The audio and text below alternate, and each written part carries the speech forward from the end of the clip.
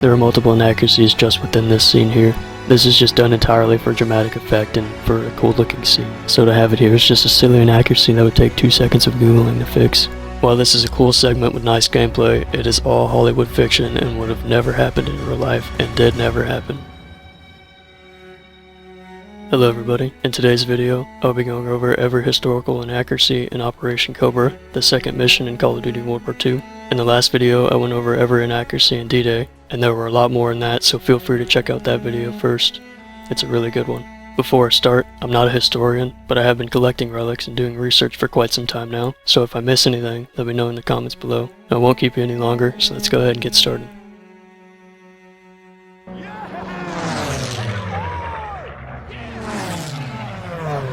This mission begins as Allied bomber and escort planes fly overhead of a tank convoy in an American field camp, about to start the beginning of Operation Cobra. Let's go!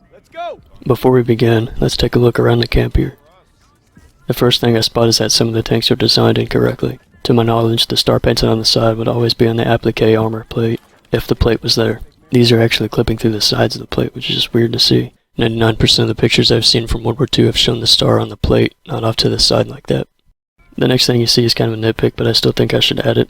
This soldier seen standing here has a gun that's just hanging off of him with no sling.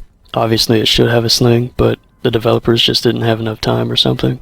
But on top of that, slings were very common, so we should see more slings. The American soldiers at the camp are seen wearing all types of uniforms from the Second World War.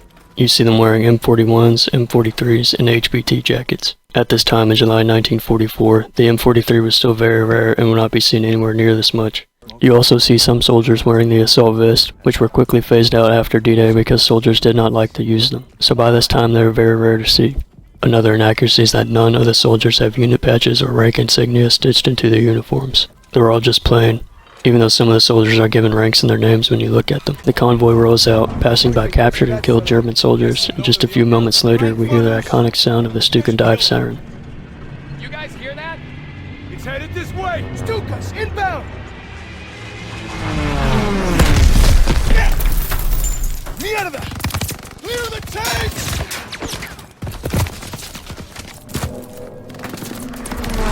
Enemy tank!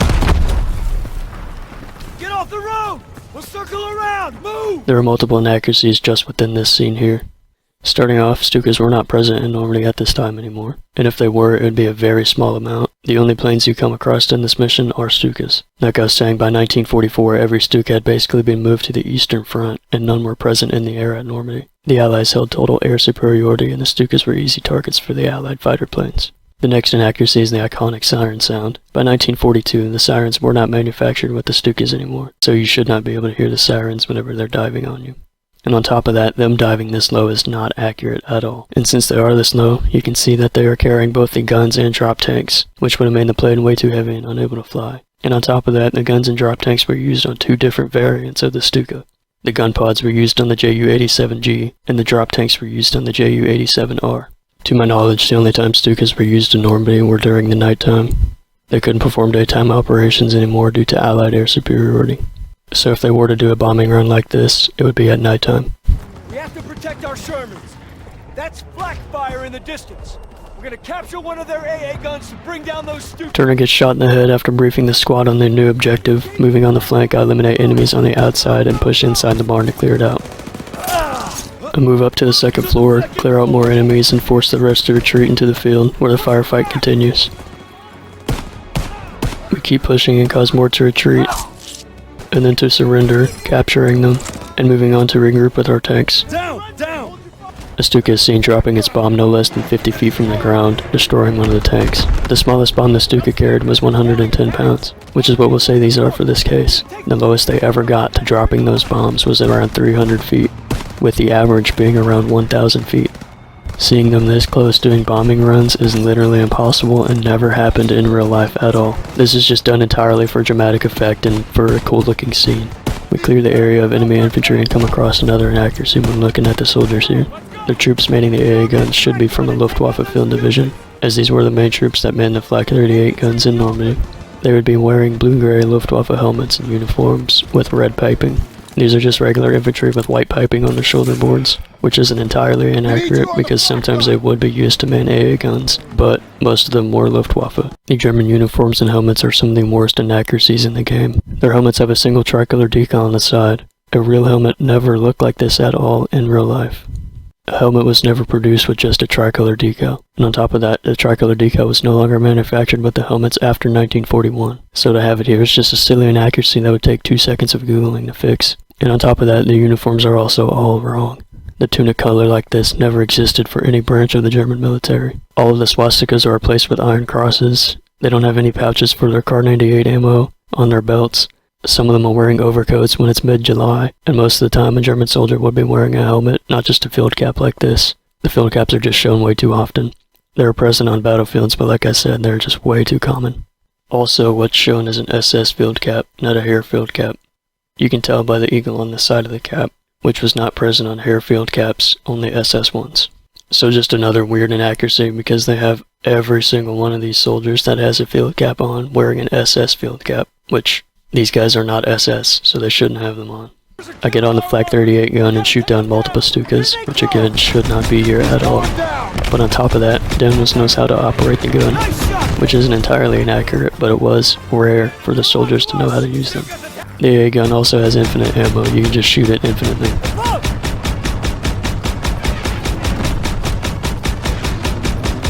Got one!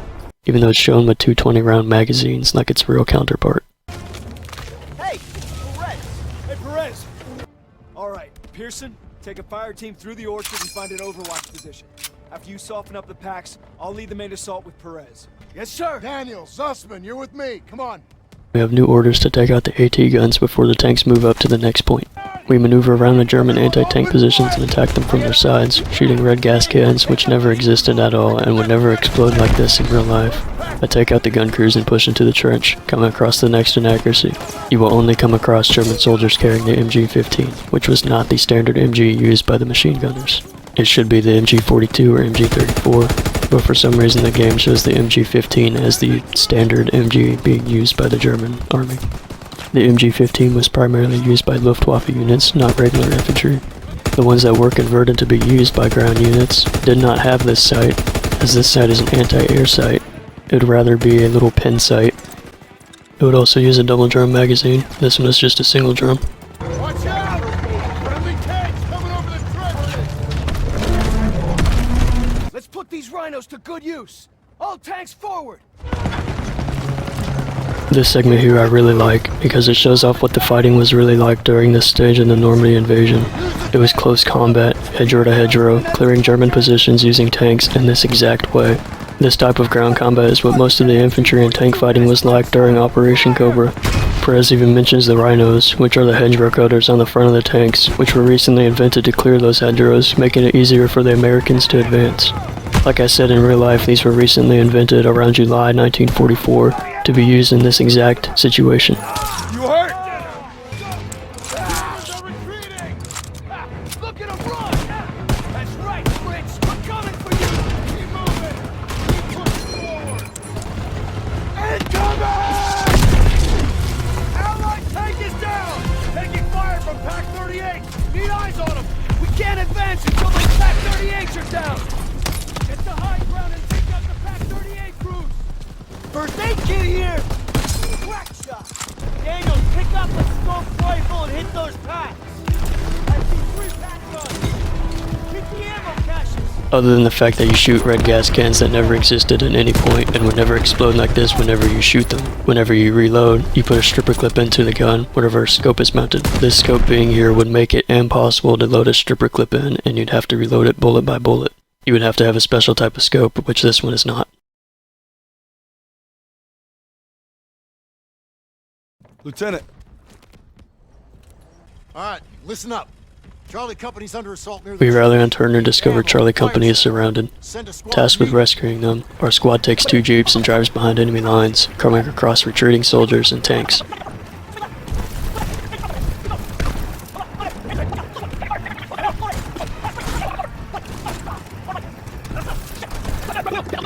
Two Cobra wagons pull out in front of us, both of which are being drove by officers for some reason. Officers would almost never drive the Cobra wagons and would have a lower rank do it instead.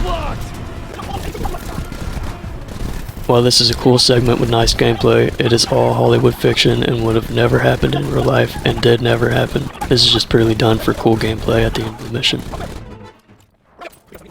Now that we're at the end of the mission, it's time to give it a historical accuracy grade. The real Operation Cobra involved heavy aerial bombings to support the infantry. Only at the beginning of the mission, and sometimes when you look up, is whenever you see those Allied bombers. In real life, there were constant bombings happening in close range to the American soldiers. So close, in fact, that it caused over 100 friendly fire casualties, but nothing like that is shown in this mission. On top of that, there were all of the little inaccuracies, like the Stukas doing runs in daytime, the German and American uniforms being wrong, the weapons that I covered, everything like that I went over in this video. So with all of those combined, I have to give this mission a historical accuracy grade of 45 out of 100. It does really well in showing what the ground combat was like, but it misses out on the realities of war, like the friendly fire incidents that were happening in real life. And again, just all those small things added up just makes this mission historically inaccurate. Let me know what grade you all think it deserves, and if I missed anything down in the comments below.